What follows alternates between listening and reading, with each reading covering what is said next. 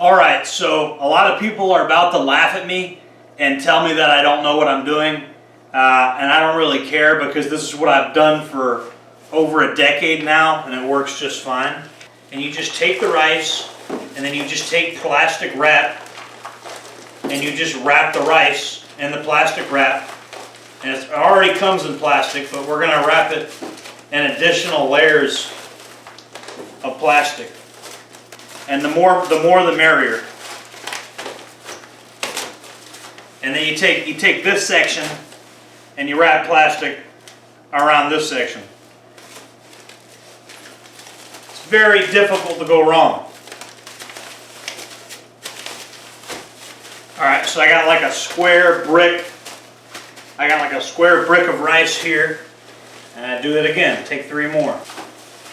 And we have here, we got black beans, which are very high in protein and not just calorie dense. They're also, they also got that high protein content, which you absolutely need. So we're going to wrap up some of these black beans too.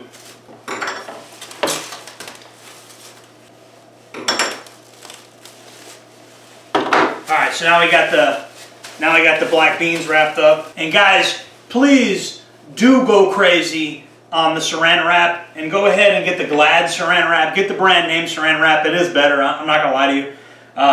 Go crazy on the saran wrap because it doesn't cost that much money. So don't cheap out on it. Use plenty of it because that's really sealing this stuff up, keeping the moisture away. And then wherever they're stored, I like spraying peppermint everywhere. You get a little peppermint in the bottle. Right here we have angel hair spaghetti. This is another great thing to stockpile. I got some instant coffee, and this stuff doesn't go bad. I'm gonna wrap it in saran wrap, not because I want to add extra freshness, because this is actually a glass bottle, but I'm just gonna do it just in case the glass were to ever break, really. And this is what the food gets stored in. I always store the food in coolers, and I'm always buying coolers from Goodwill and places like that, and I spray paint them camo in case I need to hide the food.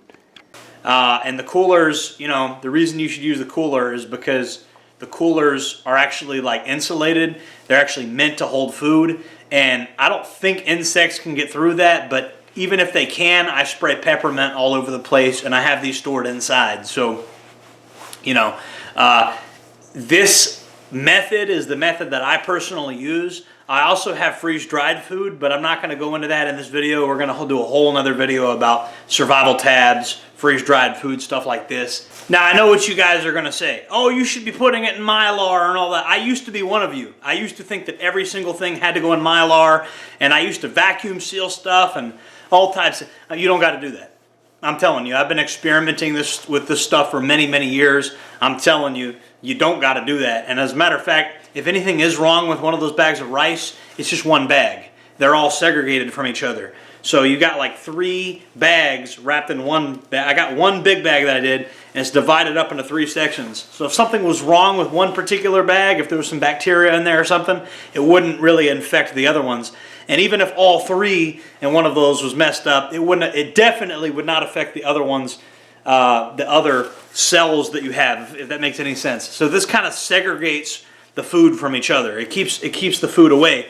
So if there's something bacterially wrong, or if there's some kind of bug egg or whatever you guys see, we're very conspiratorial in the prepper movement. We're very conspiracy theory oriented. So we really think that every single thing that we've stockpiled is like going to go bad and contaminated. No, a lot of this stuff is shelf stable, and there's giant warehouses with spaghetti, beans, rice, stuff like that. And there's a reason that the prisons stockpile this stuff. Like they keep warehouses full of this stuff for years and years and years.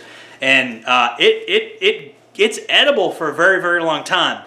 Even though it's not as appetizing after a while. And again, you can ask anybody that's been in prison.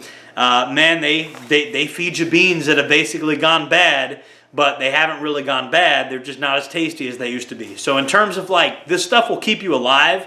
It's edible. It won't taste great after many, many years, but it is edible. I made a video about basically how shit hit the fan would really look like the breakup of Yugoslavia, and how just fanning the hammer and killing anybody that walks on your property is not a good idea. As a matter of fact, you probably should feed people, because you can have them pledge their allegiance to you, and you can rebuild society by feeding people. Having everybody in your community starve to death is really not a very good thing to do, and I don't know why we preach that in the prepper movement. We should be stockpiling enough food to keep many people alive, because to rebuild civilization, if there is ever a crisis, or just to keep civilization going, you should be able to feed people. So you should be able to feed many people, and this is how you can get lots of calories really, really fast.